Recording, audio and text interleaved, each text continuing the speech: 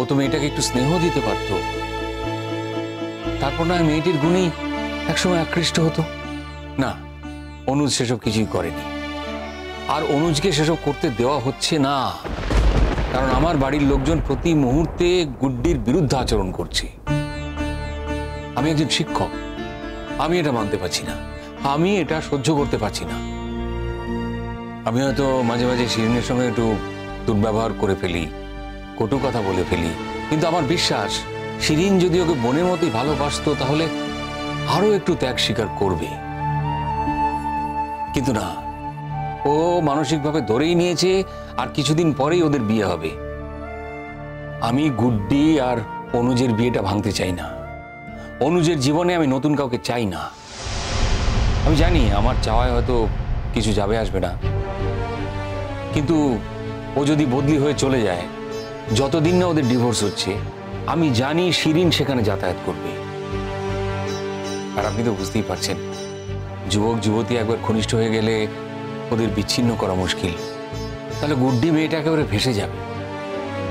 হয়তো আমি কিছুটা স্বার্থপরের মতোই বলছি, কিন্তু বিশ্বাস করুন, গুড্ডির মধ্যে আমি এমন কিছু দেখেছি যা আমি এ যাবৎকালে আমার দেখার মধ্যে পাইনি।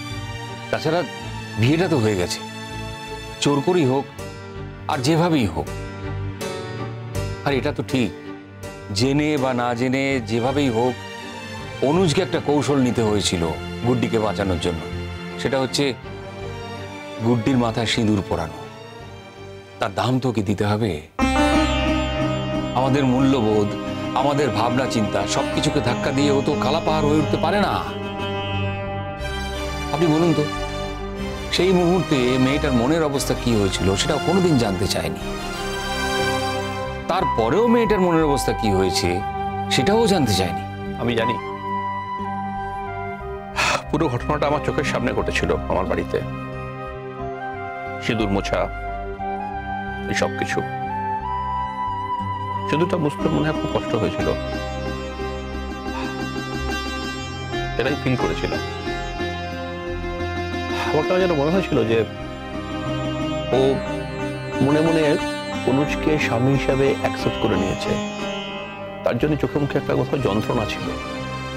আমার আজও সেটা মনে হয় যে ও মনে মনে অনুজকে স্বামী হিসাবে কমপ্লিটলি অ্যাকসেপ্ট করে নিয়েছে। তাহলে তো ওর মনে আঘাত দেওয়ার আমাদের কোনো অধিকার নেই, আছে কি বলুন?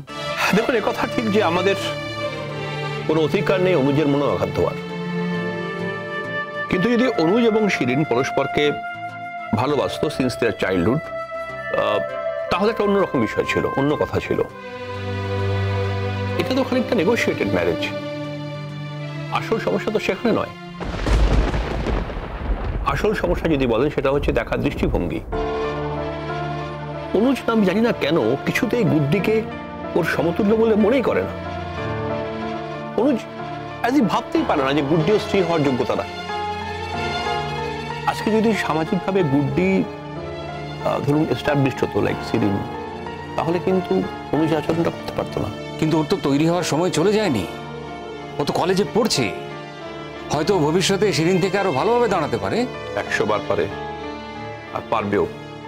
আমার পুরো ভরসা আছে মেয়েটার উপরে, কিন্তু সেই সময়টা অনুজকে দিতে হবে। আপনি যা বললেন আমি মাথায় রাখবো অবশ্যই। দেখুন, আমার পক্ষে যতদিন সম্ভব আমি হোল্ড করব, কিন্তু কতদিন পারবো সেটা আমি জানি না।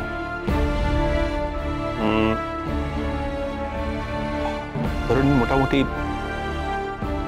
মাস ছয়েকের জন্য হয়তো ওকে রাখতে পারবো। তারপরে কি হবে কিন্তু আই ডোন্ট নো। তবে হ্যাঁ, আমি আপনাকে কথা দিলাম যে আমি ওকে মাস 6 রাখবো। ধন্যবাদ, অনেক ধন্যবাদ। দেখা যাক এই মাস 6 মধ্যে ওদের সম্পর্কের কোনো অগ্রগতি হয় কিনা। আজকে আর আমি বসবো না, আমি উঠছি। একদিন আপনি বাড়িতে আসুন। হ্যাঁ, নিশ্চয়ই আসবো, গুড্ডির সঙ্গে দেখা করতে আসবো। ভালো থাকবেন।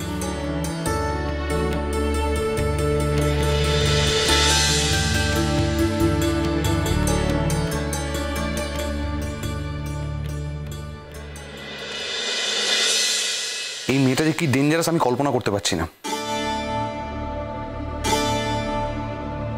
প্রত্যেকটা প্রত্যেকটা মুহূর্তের ছবি তোলে, প্রত্যেকটা মুহূর্তের রেকর্ড রাখে। ভয়ঙ্কর মেয়ে। একে কোনোভাবে বিশ্বাস করা যায় না কিন্তু পিকলু, একদম বিশ্বাসঘাতক মেয়ে। ও কিন্তু সত্যি আগে এরকম ছিল না টুটুলদা। মানে আমার ভাবতে কষ্ট হচ্ছে যে ও তোমার ক্লাসে গিয়ে রেকর্ড করেছে। শিরিন, আমি ইচ্ছে করলে কিন্তু ওকে পানিশমেন্ট দিতে পারি।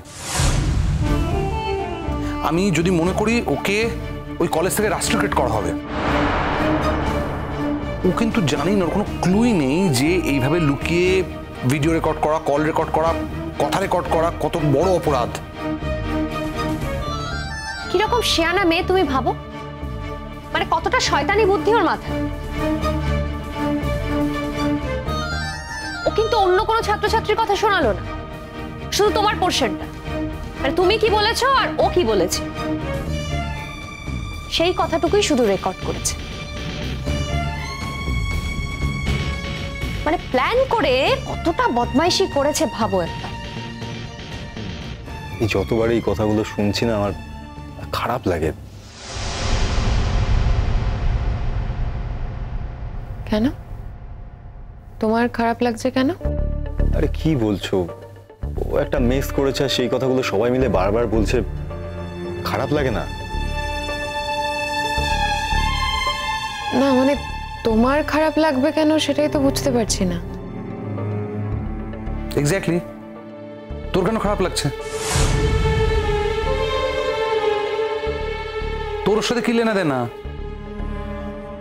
তোর কি যায় আসে?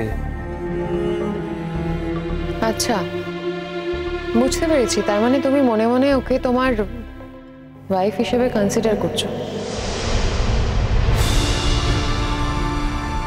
সেই জন্য তোমার খারাপ লাগছে, সেই জন্য ওকে নিয়ে কেউ কোনো খারাপ কথা বললে বা নিন্দে করলে তোমার কষ্ট হচ্ছে। আরে বাবা, কি কথা থেকে কি কথায় পৌঁছে যাও তুমি।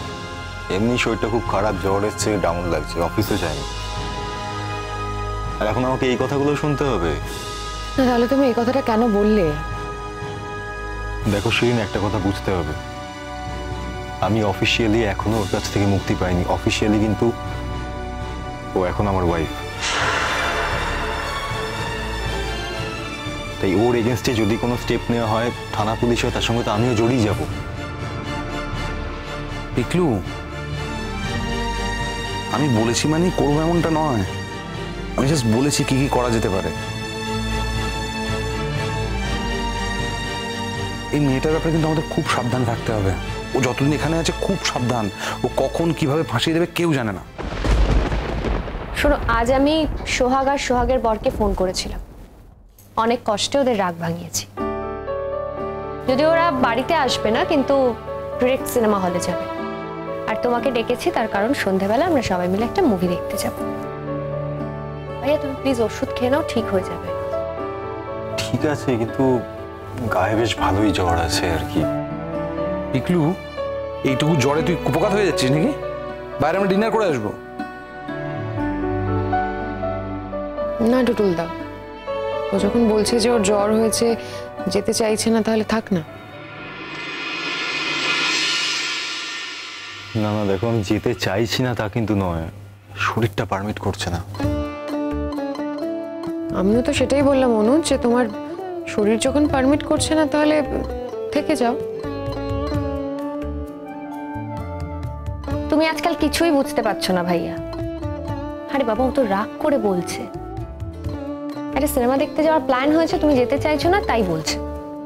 আরে বাবা, জ্বরই তো হয়েছে, অন্য কিছু তো না। আরে বাবা, এটা ওষুধ খেয়ে নে না। ওষুধ খেয়েছিলাম সকালে, বুঝলি, জ্বরটা আবার এসছে, এবং হচ্ছে ভোগাবে, ভাইরাল ফিভার আই থিঙ্ক। আরে সে ওষুধ খেলেও কমবে, না খেলেও কমবে। তুমি তাই বলে তুমি যাবে না? আমরা সবাই মিলে একসঙ্গে মুভি দেখতে যাচ্ছি, আর তুমি না গেলে তো ও যাবে না। না না মিঠিদীপ, সেরকম কোনো ব্যাপার নয়। আর সত্যি কথা বলতে গেলে ও গেলেই বরং আমার অস্বস্তি হয়। কেন? কিছু না, তোমার বাড়ির লোক জানলে হয়তো কথা, মানে জেঠুমনি শুনলে হয়তো আবার আমাকে কথা শোনাবে। গুড্ডি